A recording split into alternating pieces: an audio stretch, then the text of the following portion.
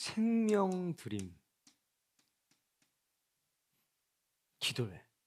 내가 생명을 하나님께 드리는, 이건 어떻게 보면 사실 너무나 당연한 일입니다.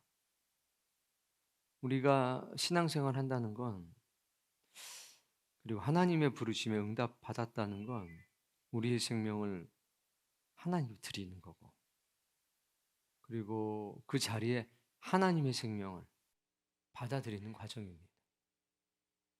그러니까 내가 생명을 드릴 때 내 생명이 이게 목적이 아니라, 하나님은 하나님의 생명을 우리에게 부어주시는 거죠. 생명을 드리질 않으면 하늘의 생명이 우리 안으로 들어올 수가 없는 겁니다. 결국 믿음 생활이라고 하는 것은 내 생명을 하나님께 드리고 하나님의 생명이 들어오게 되는 정말 신비한 역사인 겁니다. 하나님이 우리 자신을 받으신다고 하는 것은 우리의 생명을 받으신다는 겁니다. 우리의 삶을 받으신다. 그리고 하나님은 당신의 생명을 우리에게 주는 겁니다.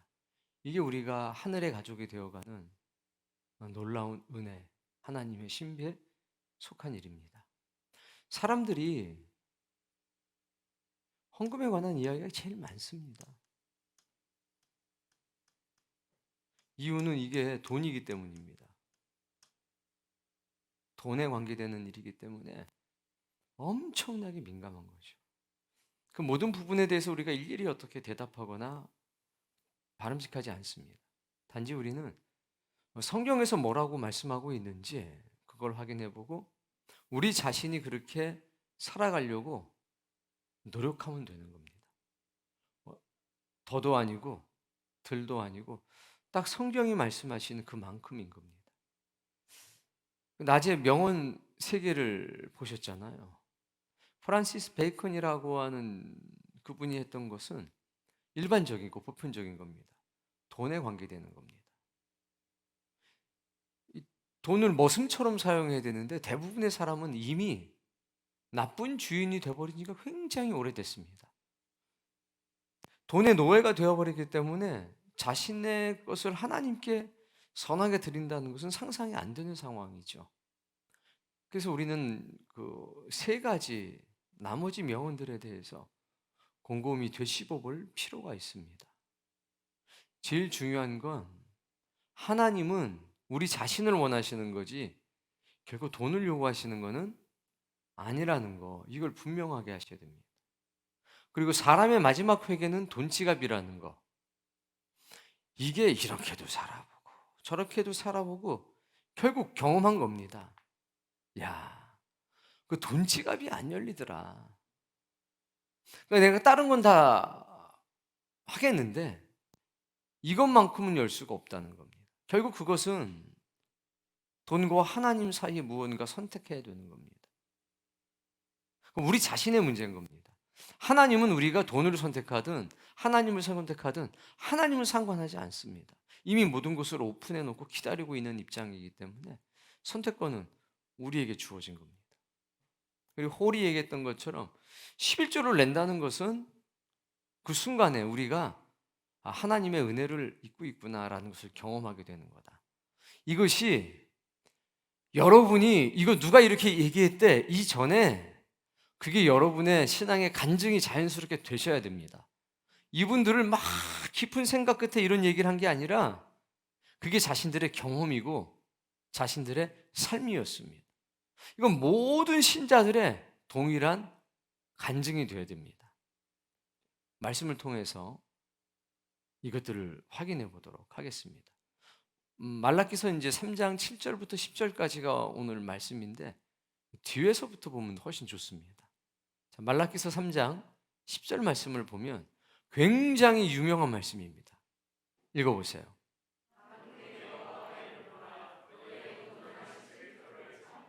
자, 뭐라고 말씀하시냐면 11조가 나와요. 근데 굉장히 오해가 많은 구절이죠. 자, 너희의 온전한 11조를 창고에 들여서 나의 집에 양식이 있게 하고 할 때 여기서 나의 집은 어딜까요? 여기서 너희의 온전한 11조를 어디에다가 놓으라고 그러냐면 창고에다가, 나의 집에 양식이 있게 하라 했을 때 나의 집은 어딜까요?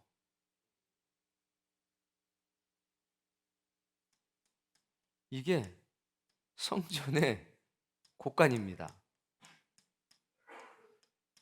성전에 곳간이 있었습니다. 교회에 이걸 두는 창고가 있었다는 겁니다. 이때는 11조를 내면 창고에다가, 성전 창고에다가 그걸 갖다 놨어요. 왜 갖다 놨느냐? 돈으로 한 게 아니라 대부분 헌물로 했단 말입니다. 돈이면 은행에다가 딱 넣어놨다가 쓰면 되는데 은행도 없었고 했기 때문에 대부분의 11조가 실제로 뭐 쌀이라고 그냥 생각을 해보겠습니다. 전국에서 쌀이 들어옵니다. 그럼 어떻게 해야 됩니까? 하나님의 능력으로 그냥 안 썼고 잘 보관이 될까요? 당연히 그렇진 않겠죠. 기본적으로 이렇게 성전에 곳간이 있었습니다. 이 얘기는 11조를 내면 성전 곳간이 채워진다는 겁니다. 자, 그것으로 읽어보세요.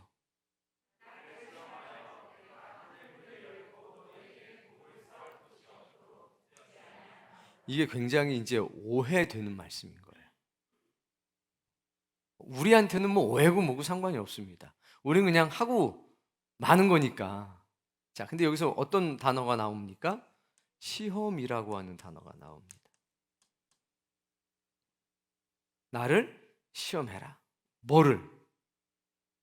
내가 하늘에 문을 열고 이렇게 봉헌자가 이 땅에 살 거 아닙니까? 헌물한 사람들. 이 봉헌자는 정확하게 어떤 사람이냐면 10의 1을 여기다가 이렇게 내신 분들이죠. 뭐라고 돼요? 복을 쌓을 곳이 없도록 붓겠다. 어디에다가? 나한테. 중요한 거, 나한테. 이 봉헌자에게 아주 쌓을 것이 없게 하나님께서 붓겠다. 이렇게 기록이 돼 있습니다. 자, 우리 학생들 앞에 있는데 여러분들 3명이 하나님께 11조를 내서 하나님의 창고 곳간 성전에 있는 가득 찼습니다. 그럼 하나님이 여러분들에게 어떻게 주시겠다는 건가요? 가득.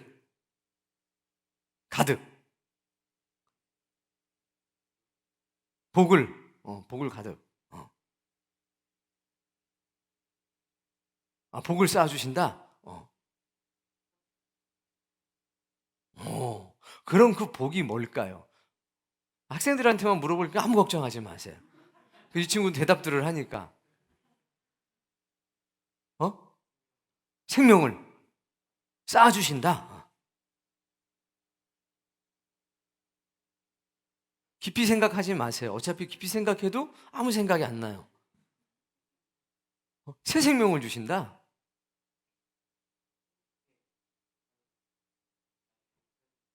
이야, 천국에 더 가까이 갈 수 있도록 내 영혼이 성장할 수 있도록 도와주신다 라고 생각하는 거죠. 보통은 어떻게 생각을 합니까? 우리가 아닌 보통의 사람들. 그렇지, 돈을 많이 주신다라고 생각을 해요. 야, 11조 해봐. 하나님께서 이 땅에 쌓을 곳이 없도록 부어주신다고 그랬어. 내가 10분의 1 드렸지 하나님이 10분의 9를 채워주실 거야 라고 생각을 많이들 하고, 또 어떤 목사님은 그렇게 설교하기도 합니다. 잘못됐다 이 얘기가 아니라 잘 살펴보자는 거예요. 그 의미를. 분명히 뭐라고 그러셨냐면 돈을 쌓을 것이 없도록 이란 말이 없어요. 복을 이라고 되어 있어요. 복을 쌓을 것이 없도록 부어주겠다. 그럼 우리가 이제 11조 낼 때 어떤 생각을 합니까? 복 받을 생각을 해야 되는 겁니다. 이건 정상입니다. 내가 하나님 앞에 11조를 딱 드리면서 어떤 생각을 해야 되느냐? 아, 하나님이 나에게 복 주시겠다. 그런데 이게 어떻게 되냐면 하나님께서 나에게 달러를 주신다 로 번역해서 들린다는 겁니다. 11조를 하면 하나님께서 우리에게 복을 주신다고 그랬어. 분명히 그렇게 되어 있습니다. 근데 그게 대부분의 신자들에게는 어떻게 들리느냐? 11조를 하면 하나님께서 내게 돈이 쌓을 것이 없도록 부어주신다라고 들려요. 어쩌면 지금 이 복이란 단어를 처음 봤을 수도 있습니다. 어떤 분들은. 오해가 생기는 겁니다. 11조를 하면 복 받아요. 맞는 겁니다. 100점입니다. 그럼 이 복이 뭔지를 정의를 정확하게 내려야 될 거 아닙니까? 복이 뭔지. 나는 이 복이 뭔지 정확하게 몰라도 내가 설명은 잘못해도 나는 알아. 손 들어보세요. 복 받으세요. 그리고 이제 끝나고서 비밀이 안 새나갈 사람들하고 얘기 좀 해보세요. 그래서 11조가 도대체 어떻게 된 건지, 하나님 말씀하시는 복이 뭔지 성경을 통해서 지금 살펴볼 겁니다. 자, 이제 9절에 뭐라고 그랬는지 한번 크게 읽어봅시다.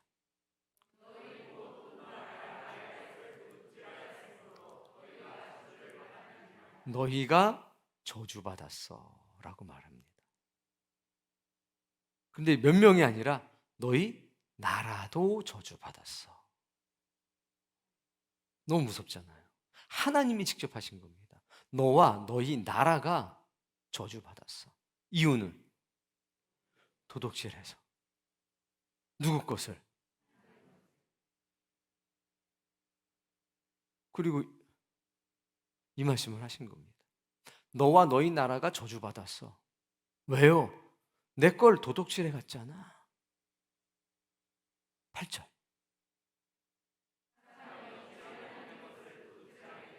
하나님은 하늘에 계신데 사람이 어떻게 하늘의 창고에서 뭘 훔쳐올 수 있겠냐? 그럴 수 없다는 겁니다. 그런데 읽어보세요. 너희는, 이야, 대단하죠? 하늘에 계신 하나님 것을 훔쳐왔습니다. 그리고 말을 하는 겁니다. 우리가 어떻게 주의 것을, 아니 하늘에 있는 건데 우리가 어떻게 하늘의 거를 훔쳐옵니까? 라고 딱 얘기를 했습니다. 그때 하나님이 뭐라고 그러시느냐? 11조와 봉헌물 얘기를 합니다.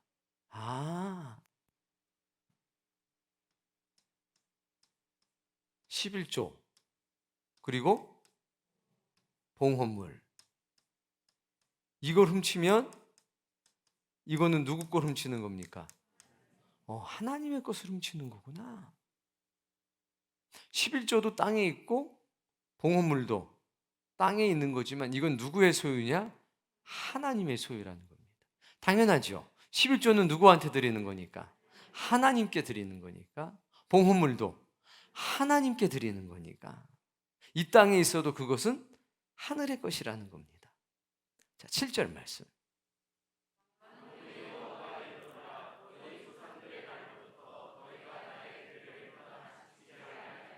자, 옛날부터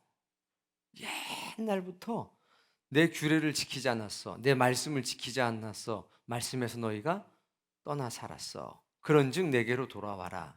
하나님께로 돌아가는 것은 말씀 가운데로 돌아오는 겁니다. 그러면 어떤 게 나타나냐? 하나님을 아는 지식이 부요해지는 겁니다.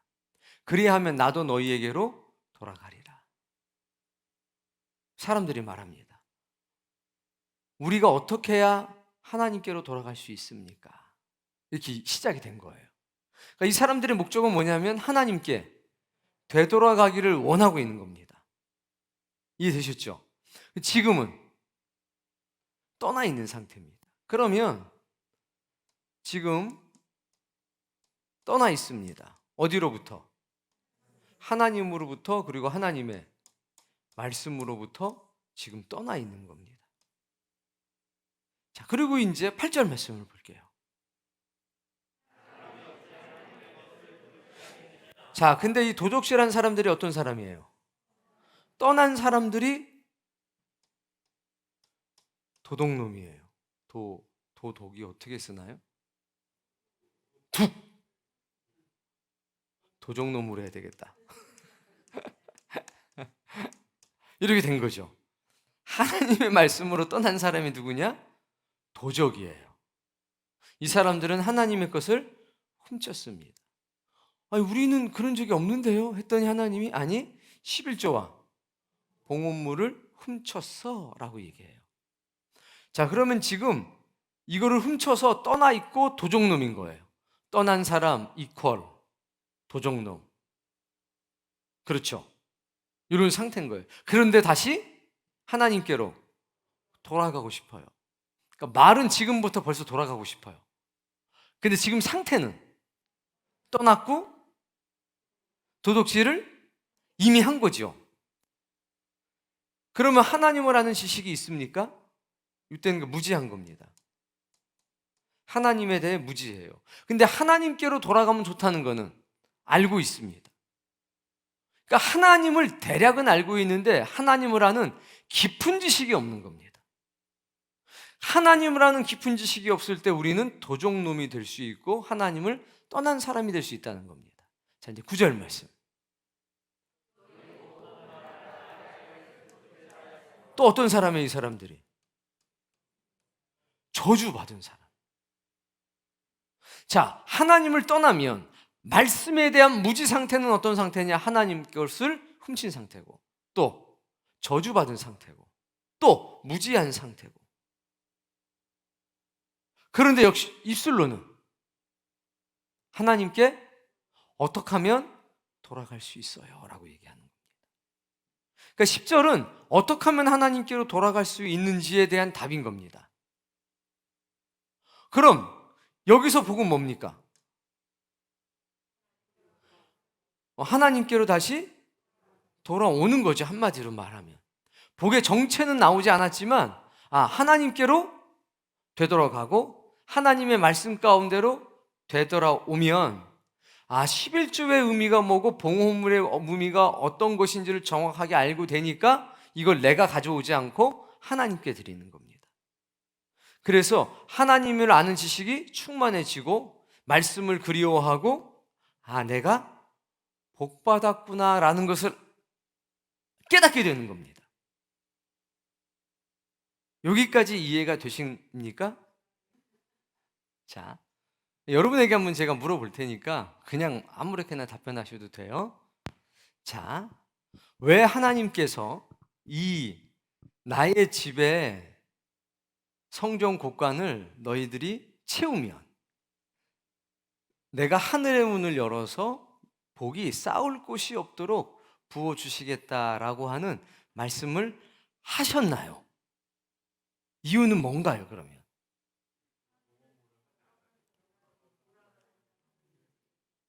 요 말라기 3장 10절의 말씀은 11조 내에 복 줄 테니까 이게 아닌 거예요. 이게 기면서 그게 아닌 겁니다. 왜 이 말씀이 나왔냐면 하나님의 말씀으로 떠나서 저주에 빠져 있는 사람들, 하나님에 대한 무지와 편견 속에 살아가는 사람들을 다시 하나님께로 돌아오게 하시려고 이 말씀을 하신 겁니다. 만약에 어떤 목사님이 목소리를 좀 이렇게 쫙 깔으셔서 11조 하면 복 받습니다 했을 때 틀린 말은 아닌데 11조 하면 돈 많이 하나님이 다 채워주십니다 했을 때 똑같아요? 안 똑같아요? 그래서 흉내내지 말라고 그랬어요, 저한테.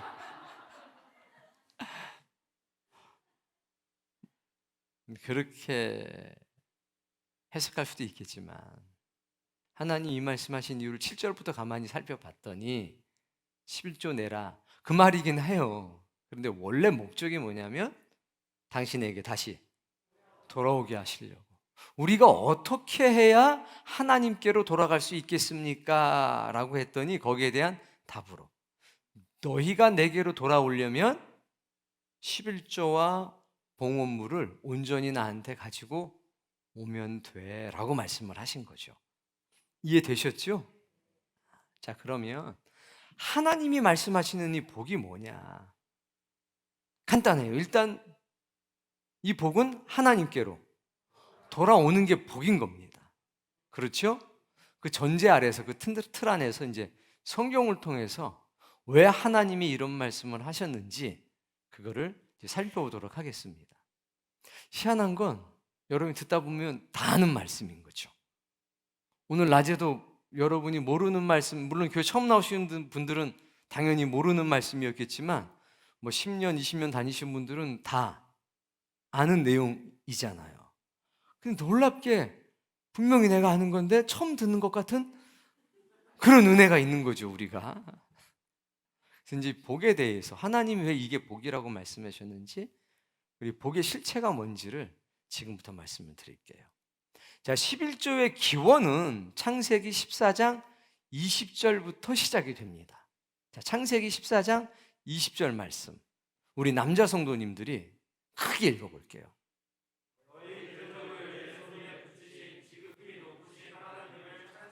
뭐 하고 있습니까, 지금? 찬송을 하는. 멜기세덱이 하는 말이에요. 하나님을 찬송해. 그랬더니 아브람이지만 편의상 아브라함으로 읽을게요. 자, 시작.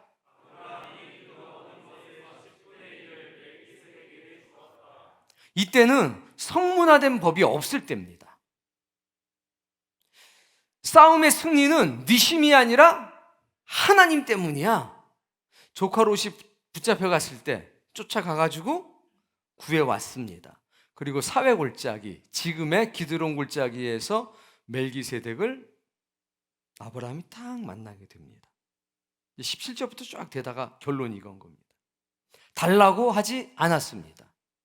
그런데 10분의 1을 하나님께 드려야 되는데 누구에게 줍니까? 멜기세덱이라고 하는 샬렘의 왕에게 드리는 겁니다. 그러면 여기서는 이 11조가 성경에 최초로 등장한 11조입니다. 11조를 왜 드렸나요? 여기서 보면 전쟁에서 승리해서. 그럼 전쟁에서 승리하는데 왜 10의 1을 낼까요? 전쟁에서 승리했을 때에 얻어지는 노획물들이 있었습니다. 그래서 이 과정을 보면 이런 겁니다. 전쟁의 승리. 그래서 뭐가 생겼냐? 노획물들이. 근데 전쟁의 승리는 누구 때문에? 하나님 때문에. 그럼 노획물은 누구의 것? 이건 하나님의 것. 왜? 하나님 때문에 얻은 거니까. 근데 여기에서 10분의 1을 드렸다? 하나님께 드려야 되는데 하나님 이걸 받으시질 않죠, 직접적으로. 멜기세덱에게 줬습니다. 샬렘의 왕에게. 그러면 이거는 뭘 인정한 겁니까? 이 전쟁의 승리는 하나님으로부터, 이 노획물의 주인은 하나님이란 증거로 내가 10분의 1을 드린 거죠. 내라고 그랬습니까? 자원했습니까? 자, 기뻤습니까? 이거 안 내면 죽을 수도 있어. 저주받을 수 있어. 떨려서 낸 겁니까? 그럼 하나님은 이걸 받으신 겁니까? 아브라함을 받으신 겁니까? 아브라함은 먼저 받으신 거죠. 그 다음에 아브라함이 드렸으니까 받은 거지, 롯이 들었으면 안 받으셨겠죠. 그리고 드린 다음에 아브라함은 너무 기뻤습니다. 이게 11조의 처음 시작인 겁니다. 이렇게 지내왔는데 이제 레위기서 그 시대, 출애굽 시대에 이제 진짜로 이게 딱 성문화됩니다. 자, 레위기서 24장 말씀 30절 읽어보세요.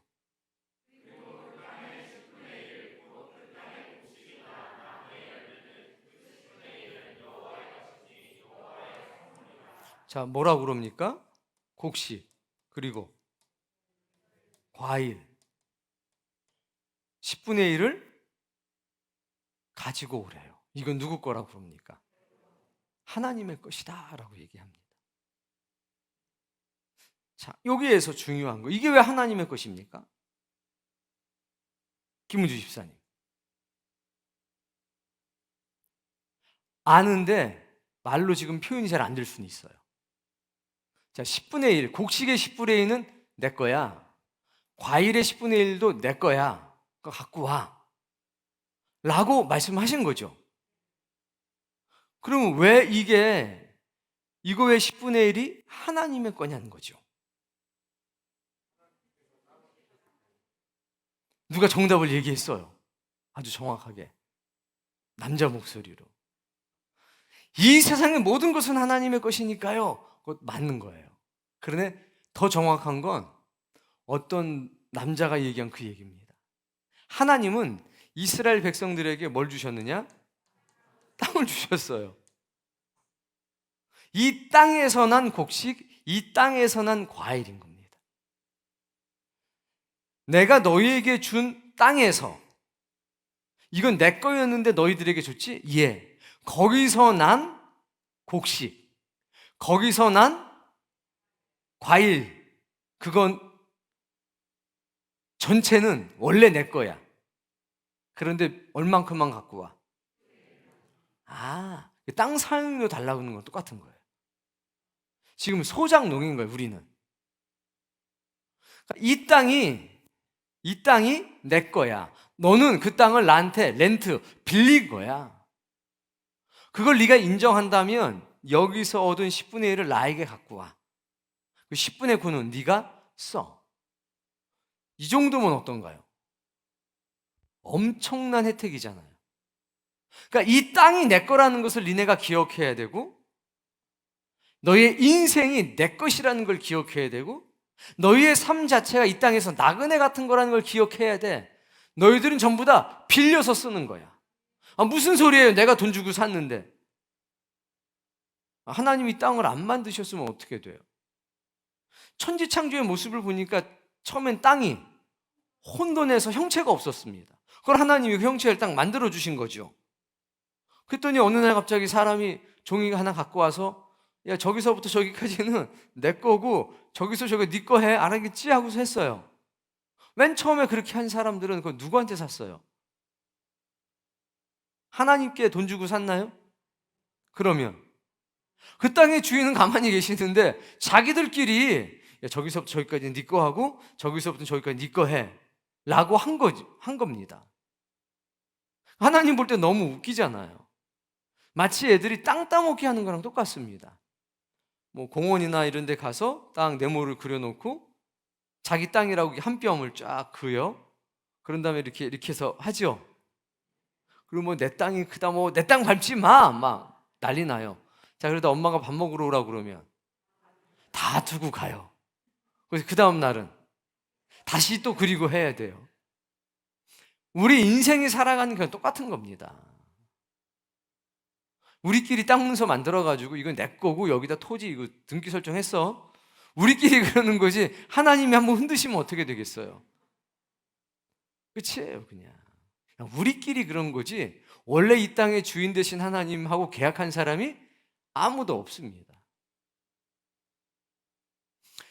땅을 주시고서 말씀하신 거예요. 그래서 공의로우신 하나님이고 사랑의 하나님인 겁니다. 땅을 주고서 말씀하시는 겁니다. 모든 사람에게 땅을 주시고 말씀하신 겁니다. 모든 사람에게 비를 주시고 말씀하시는 겁니다. 모든 사람에게 태양을 주시고 말씀하시는 겁니다. 거기서 얻어지는 것이 있다면 10분의 9는 써. 근데 10분의 1은 나에게 갖고 와. 이거는 이 땅의 주인이 나라는 것을 네가 기억했으면 좋겠어. 이런 뜻이죠. 이야. 그래서 이렇게 된 겁니다. 10분의 1을 가지고 와. 이거는 내 거야. 이걸 누구한테 썼냐? 레위인들과 제사장들의 생활비로 썼습니다. 뭐로 썼다고요? 레위인과 제사장의 생활비로 썼습니다. 뭐를? 뭐의 10분의 1?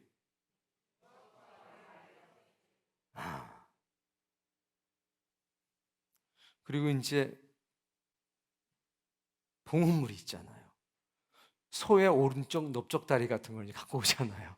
소 한 마리를 하나님께 드리면 넓적다리는 누구 거? 오른쪽 넓적다리. 그건 제사장 거. 하면 그건 제사장 거가 되는 거예요.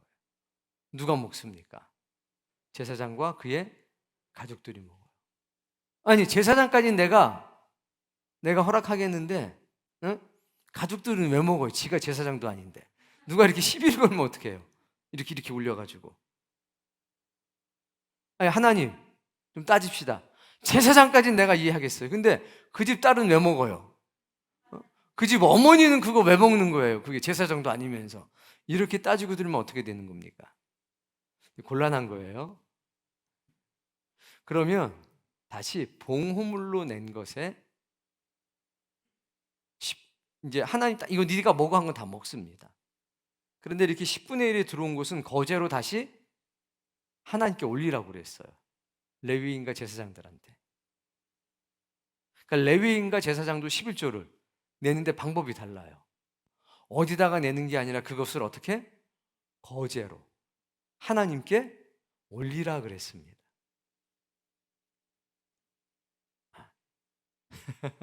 그랬어요? 민수기서 18장에 그 내용이 나옵니다. 근데 내는 방법이 다른 거예요. 하나님께 올려드리는 거죠. 어떻게? 하나님께 거제로. 거제하고 요제라는 게 있습니다. 하나는 이렇게 흔들면서 드리는 거고 하나는 이렇게 흔들면서 드리는 거예요. 하나님 그걸 구별하셨어요. 자, 그런데 또 이런 말씀이 있습니다. 신명기서 말씀을 보겠습니다. 신명기서 말씀해 보면 14장 28절부터 제 2의 11조가 나와요. 읽어보세요.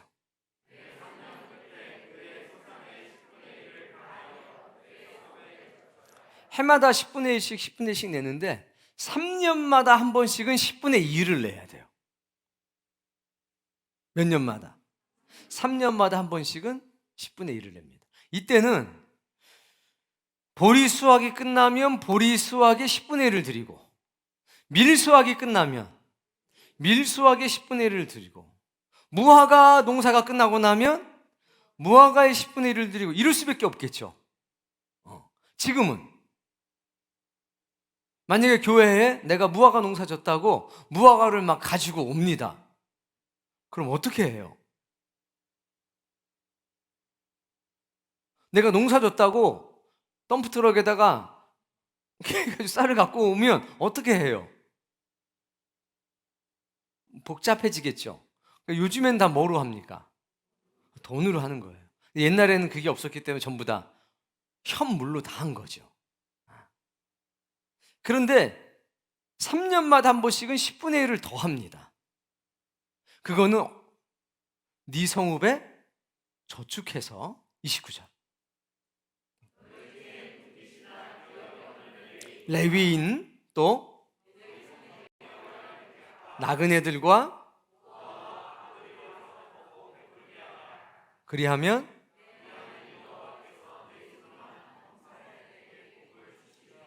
30절 끝이구나. 자, 이 무슨 얘기예요? 한마디로 말하면 누구 위해 쓰라는 겁니까? 이거는 과부들, 고아들 그들을 위해 쓰라는 겁니다. 정상적으로 내는 11조 해마다 내는 11조는 레위인과 제사장들의 음식이 되게 하고 3년마다 한 번씩 내는 11조는 과부와 고아를 위해서 집도 지어주고 먹을 양식도 주고 생활비도 줘라라고 말씀을 하시는 겁니다. 이게 11조에 관한 성경의 기본적인 가르침들입니다. 그러니까 결국 하나님이 내가 너희에게 복을 줄게 라고 했을 때 그 복의 실제는 이런 겁니다. 내가 너희에게 땅을 줬지, 거기서 너희들이 곡식과 과일을 얻었지. 이게 하나님 우리에게 주시는 복입니다. 이거를 줄이면 뭐라고 그럽니까? 주기도문에 나오는 글자로 그렇죠. 일용할 양식을 주시겠다는 겁니다. 먼저 그의 나라와 그의 의를 구하라. 그래야만 내가 너희에게 일용할 양식을 줄 것이다. 이런 영적인 원리입니다. 그리고 이 복은 하나님의 말씀과 하나님의 뜻을 내가 알고 그 말씀대로 살아갈 수 있게 하는 겁니다. 내가 하나님의 뜻 가운데서 살아가는 게 나한테 뭐냐? 복입니다. 그게 하나님의 말씀 가운데 살아가고 하나님의 뜻 가운데로 사는 게 눈에 보이진 않지만 점점 하나님의 나라로 가까이 다가가는 삶이고, 이 땅에서 하나님의 주시는 복을 누리고 사는 겁니다. 이 땅에서 우리가 누리는 복은 일용할 양식을 주시는 복과 하나님의 뜻 가운데 살아가는 것이 복이라는 겁니다. 하나님이 복 주셔서요, 요번에 그냥 농사가 너무 잘 됐어요. 더 복은 복입니다. 그렇게 약속하셨으니까. 근데 진짜 복은 농사가 잘 됐다는 게 작년에는 뭐 10톤 거뒀는데 지금 12톤 거둔 게 복이면, 그럼 10톤 거뒀을 때는 안 복인가요? 아니죠. 감사하다는 얘기죠. 5톤을 거둬들여도 감사한 거죠. 근데 정말 중요한 복은 내가 오늘 하나님의 뜻 가운데 살아가고 있다는 게 이게 진짜 복인 겁니다. 배가 고프든 배가 부르든 상관이 없이 내가 하늘의 문을 열어서 너희에게 복을 쌓을 것이 없을 만큼 부어주는지 한번 시험해 봐. 우리는 하나님의 말씀의 복 가운데 살아가는 겁니다. 이런 영적인 원리들을 여러분이 잘 깨달았으면 좋겠습니다.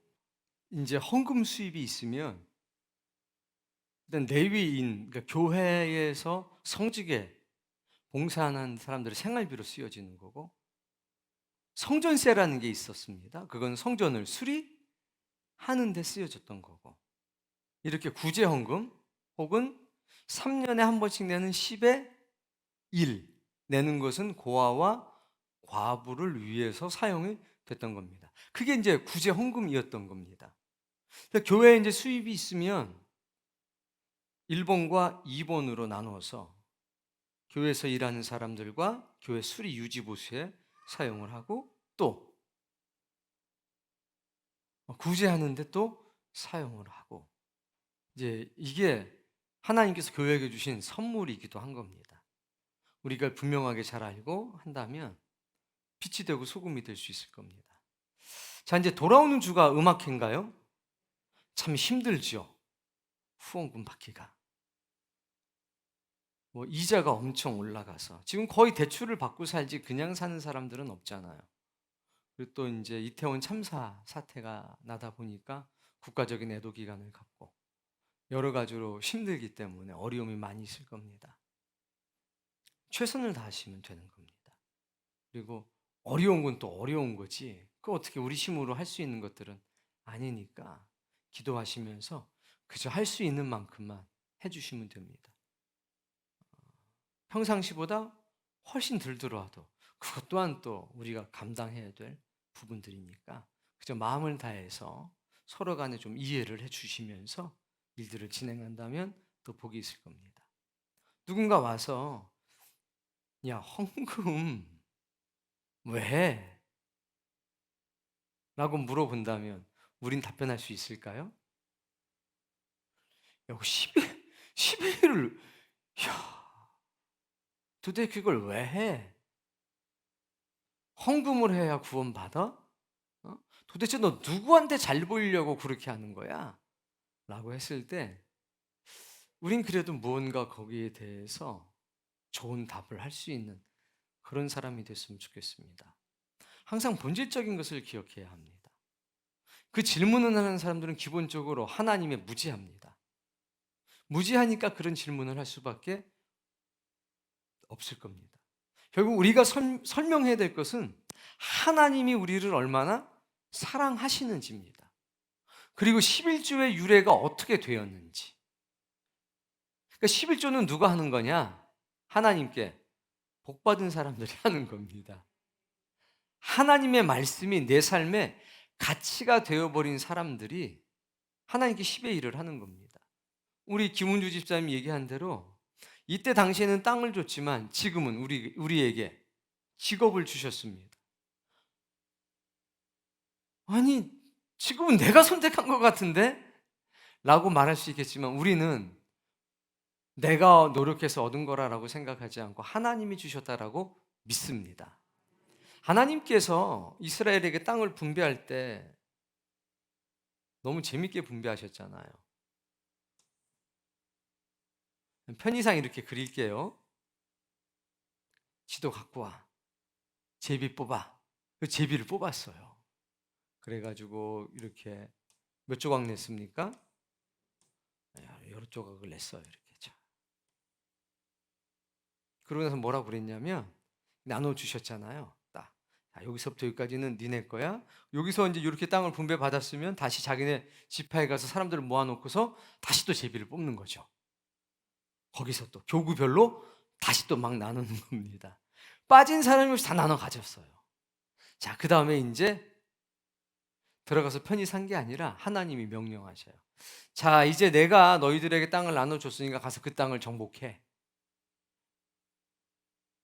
이제 칼 들고 가서 싸워서 그 땅을 정복했습니다. 하나님이 주셔가지고 무혈 입성한 게 아니라 내가 그 땅을 정복해야 됩니다. 정복 못하면 거기는 누리지를 못했습니다. 이제 김문주 집사님이 교사잖아요. 정복을 한 거죠. 시험에 통과했습니다. 자격증을 받고 어떻게 해서 들어갔어요. 누군 IT 기업에 들어갔습니다. 2차 저차에서. 야, 그럼 네가 얻은 거잖아. 네가 싸워가지고 그 땅을 차지한 거잖아. 했을 때 우리의 답변은 뭐냐? 내가 싸웠지만 그 땅을 허락하신 분은 하나님이야. 내가 노력해서 그 직장을 갖게 됐고 그 직업을 갖게 됐지만 하나님이 허락하셨어 라고 우리는 얘기를 하는 겁니다. 이거는 설득이 안 돼요. 우리만 그렇게 얘기하는 겁니다. 그 사람들은 또 다른 생각하는 겁니다. 그런데 이것을 하나님의 은총, 하나님이 내 모든 것을 주관하셨어라고 믿는 우리는 그렇기 때문에 11조를 하는 겁니다. 이 모든 게 누구 거라고? 하나님의 거라고. 여러분이 그런 은혜와 은총을 누리세요. 10분의 1을 낼 때마다 하나님의 너무 깊은 사랑을 체험하는 겁니다. 그리고 추수감사주일 헌금을 내지 않습니까? 그냥 감사 헌금인데 우린 거기다 이제 이름을 붙인 게 생명의 속전이라고 이름을 붙인 겁니다. 추수감사주일날 헌금은 원래 모든 헌금은 우리 생명값이거든요. 근데 특별히 그날만큼은 이게 우리의 생명의 값이다 라고 생각하고 드리자는 의미에서 호칭을 그렇게 한 것뿐이죠. 야, 니네는 뭐 별다르다, 뭐 맨날 우린 좀 적어요, 헌금의 개수가. 생명의 속전을 왜 드리냐? 내 생명의 값어치. 그게 과부의 두롭된 일에도 하나님 보시고 크다고 그러실 거예요. 액수의 많고 적음이 문제가 아닙니다. 그걸 내가 내 생명의 값어치라고 생각하는 게 하나님께 복이죠. 그게 우리의 인생에 뭐가 열리는 겁니까? 지갑이 열리는 겁니다. 이거는 해본 사람만 알아요. 해본 사람만. 홀은 그걸 경험한 겁니다. 11조 낼 때마다 하나님의 사랑을 느끼는 겁니다. 그래, 하나님 덕분에 여기까지 왔지. 생명의 속전이라고 하는, 사실 모든 헌금은 생명의 속전인 겁니다. 하나님이 내 생명을 지켜주셨어. 그 의미에서 드리는 거죠. 자발적으로 드림의 기쁨 가운데 하나님이 나를 먼저 받으시고 그 뒤에 나의 제물을 받으시고, 우리에게는 뭐가 있냐? 연납의 기쁨이 있습니다. 불연납, 하나님이 기쁨으로 받지 않으면 우리에게 고통이 있는 거죠. 이런 놀랍고 신비한 세계에 오신 것을 환영합니다.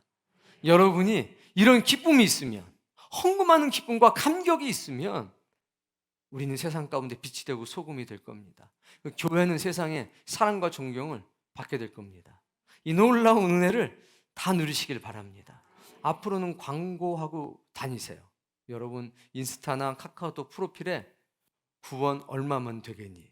하고서 그 밑에다가 세상의 모든 질문에 대답하다 딱 이렇게 당당하게 해놓고 사시기를 바랍니다.